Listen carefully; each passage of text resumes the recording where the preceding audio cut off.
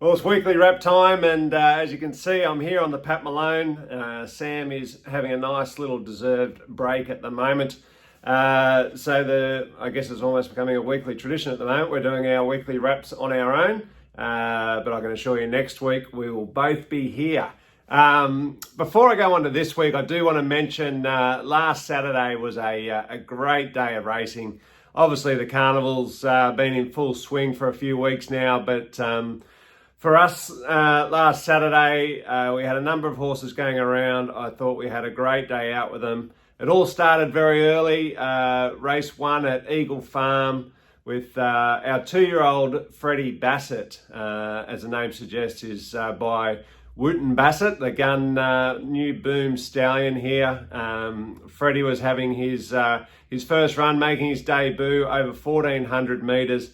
And he finished second, a highly impressive second at that.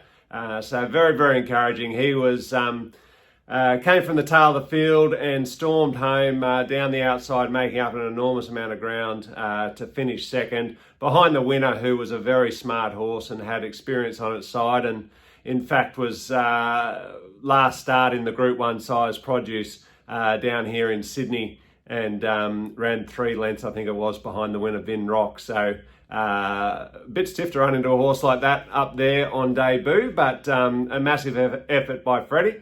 And he's now going to go to the paddock. He will have taken an enormous amount of benefit out of the experience of the run, and can't wait to get him back in the spring for what I'm sure is a promising future for him, and a horse that I'm excited to really get out over. I can see him getting out over 2,000 metres or so. And a very bright future for him, and excited for all his owners after such a great debut. Then the couple of other runners we had down at Randwick. The first one was Firm Agreement in the Group 3 Packer Plate.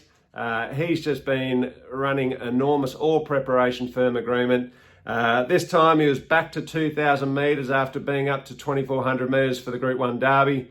And again, he's finished second. A very, very good effort there again.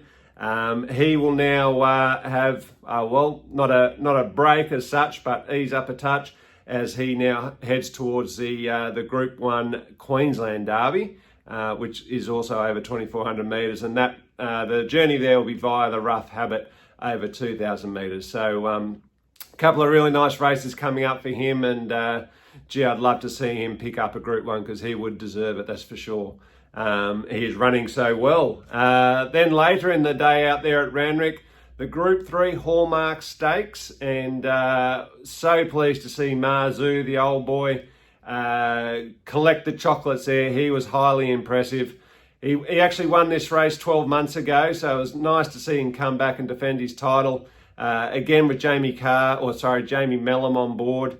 And she did a fantastic job on him. They obviously get on really well. I think she's ridden him for 3 occasions now for 2 Hallmark Stakes wins, and a second as well being the other start. So congratulations to all the Marzu's owners. That actually took him his prize money earnings up over $9 million for his career so far. So what an amazing horse he has been, and running really well of recent times without quite getting the win. So fantastic to see him get across the line, and quite a dominant win too it was on Saturday. So that was really, really pleasing.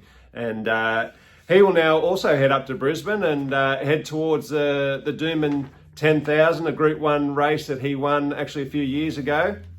So fingers crossed for another really big run up there, and obviously if we can get a bit of this wet weather up there in coming weeks, well, happy days, that'll suit him down to the ground as well. But as I say, congratulations to all of his owners.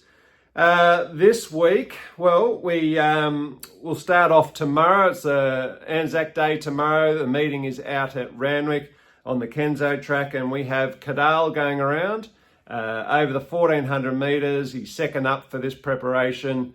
First up run was at Hawkesbury, and the Metro meet transferred there. He ran really well there. I thought it was a very good, solid, encouraging first up run. And I think that will bring him on very nicely for this run where Adam Hieronymus is on board. Barrier 4, so they should get a lovely run in transit. and I can imagine he'll just be stalking the leaders. And it's a very open race. He has opened up as favourite, but at about $7.50, I think. That shows you how open this race is. So a lot of live chances, but I think he's in with a very good winning chance himself. So looking forward to that, and good luck to all of his owners. The other runner on the weekend, just one other runner, is on Saturday at Eagle Farm. Miss Hellfire goes around. Class 3 event, so very nicely placed for her, over 1,200 metres. She's been scratched the last couple of weeks. We've just been looking to get her a nice run, but she keeps drawing the car park. But finally now she has drawn well, so we'll be going around this Saturday. And Kyle Wilson-Taylor on board. Look, she's right at the end of her career. It's almost race by race at this stage. She'll probably only have 1 to 2 more starts, hopefully 2, before she goes through the Magic Millions Broodmare sale at the end of May. So fingers crossed. But I think if she's anywhere near her best on Saturday, well, then she would be a very good winning chance. Let's hope that she is, and can finish off her career with a bang. With another win or 2 would be outstanding. Then Tuesday, I think it is. Yeah, Tuesday at Warwick Farm, we have the trials out there.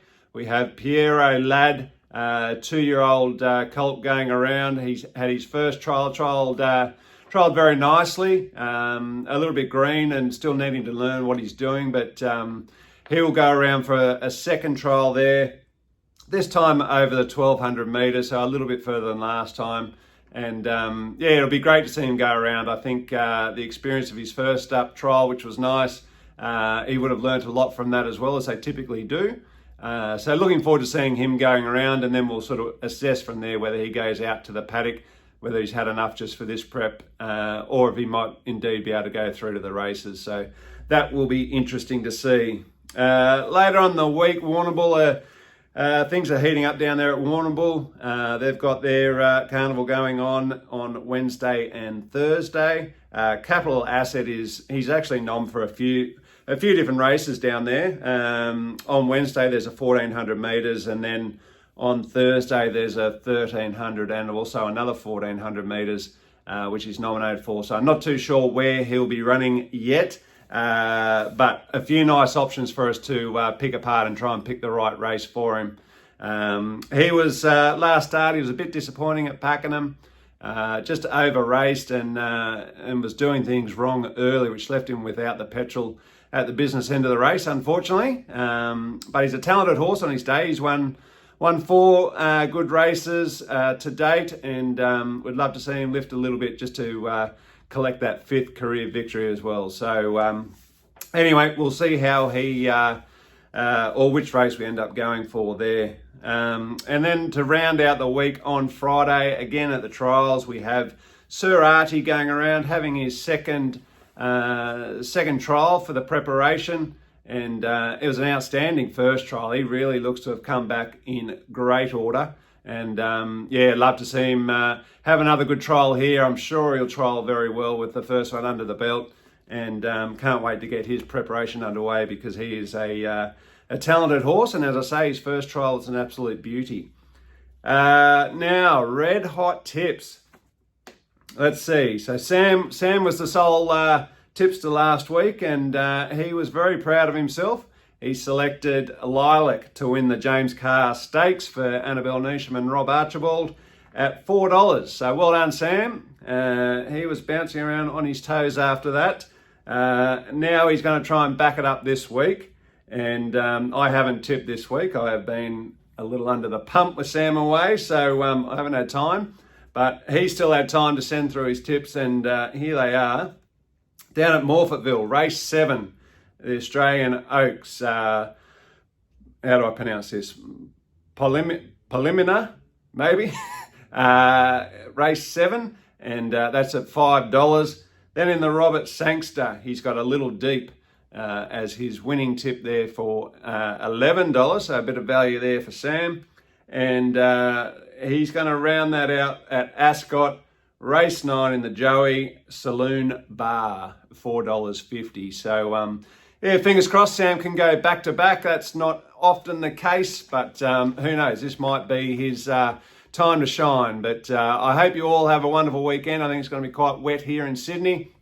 But wherever you are, have a great weekend. Enjoy the racing and have a wonderful long weekend.